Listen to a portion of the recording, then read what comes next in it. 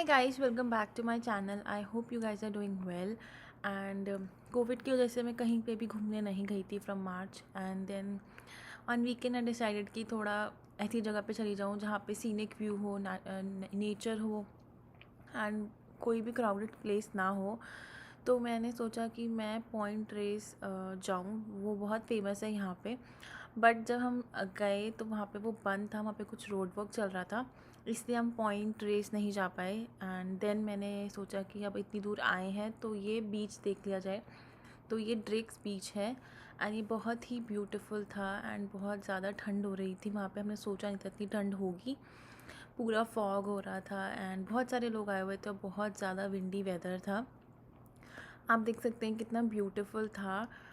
थोड़ी सी गाड़ियाँ थी एंड बहुत ज़्यादा क्राउडेड प्लेस नहीं थी एंड बहुत ही अच्छा लगा ब्लू ब्लू वाटर देख के। बीच बहुत ही सुंदर था, मन था कि बीच में जाऊं, बट इतनी ठंड थी कि मन नहीं करा। एंड रास्ते में हमारा गोल्डन गेट बीच ब्रिज पड़ा था एंड ये गोल्डन गेट ब्रिज है।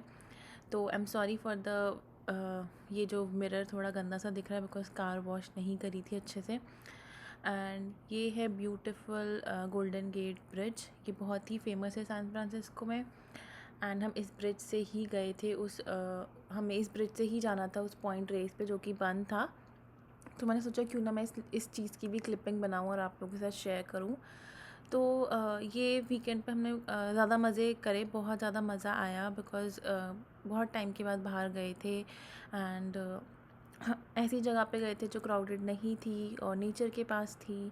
बहुत ही रिलैक्सिंग था। बट हाँ, हम लोगों को और भी ज़्यादा विंटर क्लोथ्स कैरी करने चाहिए थे बिकॉज़ हम वहाँ पे ज़्यादा से ज़्यादा हार्डली 10 मिनट्स रुके, उससे ज़्यादा रुकने का मन नहीं करा बिकॉज़ बहुत ही ठंड थी। लाइक इतनी ठंड थी, इतना विंडी वेदर था कि कान में दर्द होने लग गया था। और पूरे रास्ते में पता है वो हिल मतलब जो उसका रास्ता था पूरा जैसे हिल्स में होता है, राउंड एंड राउंड वैसा था एंड बहुत विंडी था। तो गाइस, सबसे पहले जो वीकेंड की क्लीनिंग शुरू होती है वो मेरी किचन से शुरू होती है। मैं सबसे पहले अपना सिंक क्लीन करती हूँ, जितने भी डिशेस हैं जो डिश वॉशर में डालने हैं वो डिश वॉशर में डालती हूँ, और अगर कम बर्तन हैं तो मैं हाथ से ही क्लीन कर लेती हूँ। तो यहाँ पे मैंने ये जो थोड़े से बर्तन थे ये हाथ से ही क्लीन कर लिए हैं बिकॉज ज़्यादा बर्तन थे नहीं एंड डिश वॉशर जो था वो फुली लोडेड था सारे बर्तनों से। तो मैंने सोचा जब तक मैं उन बर्तनों को हटाऊँगी इससे अच्छा फटाफट हाथ से धो देती हूँ, क्योंकि इनमें कोई भी बड़े पॉट एंड पैन नहीं थे, छोटे मोटे ग्लासेस एंड चॉपिंग बोर्ड था। ये सब क्लीन करने के बाद मैंने सिंक अच्छे से पोंछ देती हूँ माइक्रोफाइबर क्लॉथ से।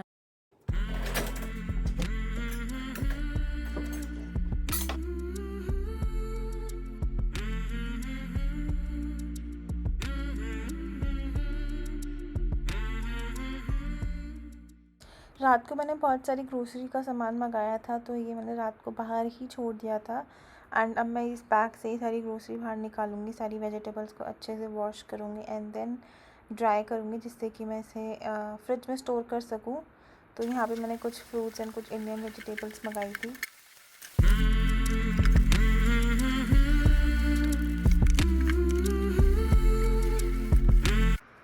सारी वेजिटेबल्स अच्छे से वॉश करने के बाद मैंने यहाँ पे पेपर टावल लगाया है एंड यहाँ पे नीचे प्लास्टिक मैट्स रखे हुए हैं जो प्लास्टिक के हैं एंड यहाँ पे सारी वेजिटेबल्स को मैं अच्छे से स्प्रेड कर दूँगी जिससे कि वो सूख जाए। और यहाँ पे ऊपर फ़ैन है तो वो भी मैंने ऑन कर दिया है। तो ये सारी वेजिटेबल्स यहाँ पे एक एक करके मैं रख दूँगी एंड जब वो ड्राई हो जाएंगी देन मैं उसे फ्रिज में स्टोर कर दूँगी।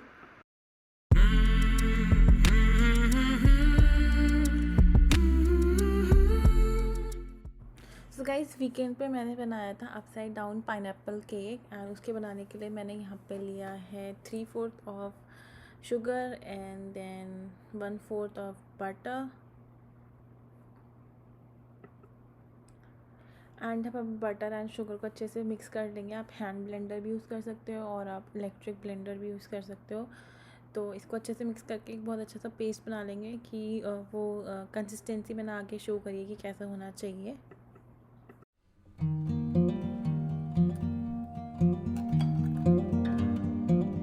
सो गाइज़, यहाँ पे मैंने 9 इंच का ये पैन ले रखा है एंड इसमें मैंने वो बटर एंड शुगर की जो मैंने पेस्ट बनाया था मिक्स करके वो ऐड करूँगी एंड इसको हम इवनली स्प्रेड करेंगे। आप चाहें तो ब्रश से कर सकते हैं या फिर कोई भी स्पैचुला से इसको इवनली स्प्रेड कर देंगे इसमें। एंड गाइज हाँ, अगर आप लोगों के पास ब्राउन शुगर है तो आप ब्राउन शुगर ऐड करिए। मेरे पास ब्राउन शुगर नहीं थी, इसलिए मैंने यहाँ पे वाइट शुगर ऐड करी है।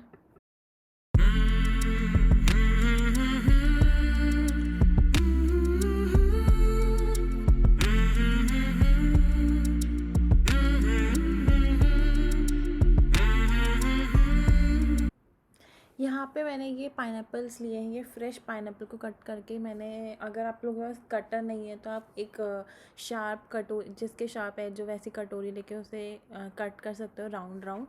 एंड इवनली स्प्रेड करने के बाद यहाँ पे मैं ये सारे पाइनएप्पल्स को लगा दूँगी। एंड मेक श्योर करें कि ये इवनली स्लाइस्ड हो, ज़्यादा मोटे छोटे बड़े ना हो, एक साइज़ का ही हो। अब हमने अपना बेस बना लिया। अब ऊपर के लिए हम एक बोल लेंगे और उसमें 3/4 ऑफ मेल्टेड बटर ऐड करेंगे। देन मैंने यहाँ पे 1 कप ऑफ शुगर ऐड करी है एंड देन हम इसे अच्छे से मिक्स कर लेंगे।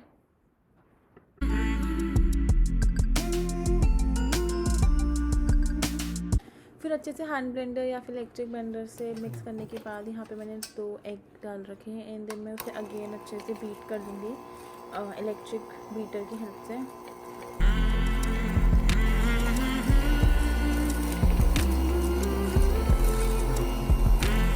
फिर मैंने यहाँ पे अपने ओवन को प्री हीट करा है एंड यहाँ पे मैंने इसे 350 फ़ारेनहाइट पे प्री हीट करा हुआ है। एंड जब तक ये प्री हीट होगा मैं आगे की प्रिपरेशन स्टार्ट करती हूँ।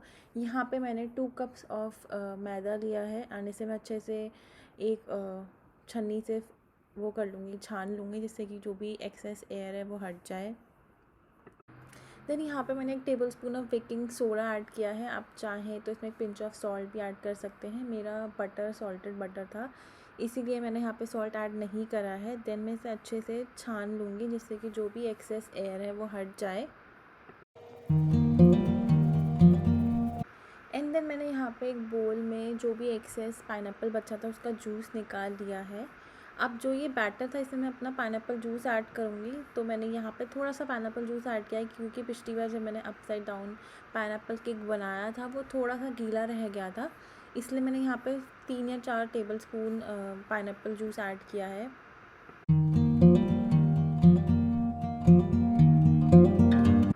फिर यहाँ पे मैं अपना वो मिक्सचर डालूँगी जिसमें मैंने मैदा और बेकिंग पाउडर डाला था एंड इसे अच्छे से मिक्स कर लूँगी।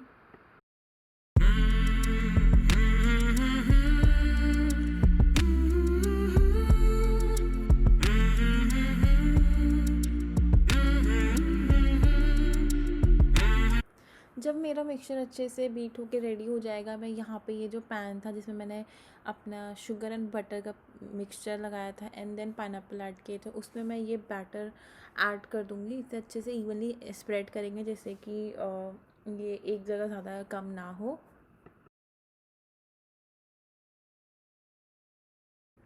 इवनली स्प्रेड करने के बाद आपका जो अपसाइड पाइनएप्पल केक है कुछ इस तरह दिखेगा। एंड अभी हम ओवन में इसको डाल देंगे बिकॉज़ ये रेडी हो चुका है। तो यहाँ पे मेरा ओवन प्री हीट हो चुका है। अब हम इसे इसमें रख देंगे फॉर 30 मिनट्स। एंड अब मेक श्योर करिए अगर आपके पास कोई ट्रे हो जो कि हम ओवन में डाल सकते हैं तो वो रखें, बिकॉज़ इसे बाहर निकालना थोड़ा डिफ़िकल्ट हो जाता है। एंड यहाँ पे मैंने 30 मिनट्स का टाइमर ऐड कर दिया है एंड 30 मिनट्स के बाद हम एक बार टूथपिक टेस्ट कर लेंगे कि हमारा केक रेडी हुआ है या नहीं।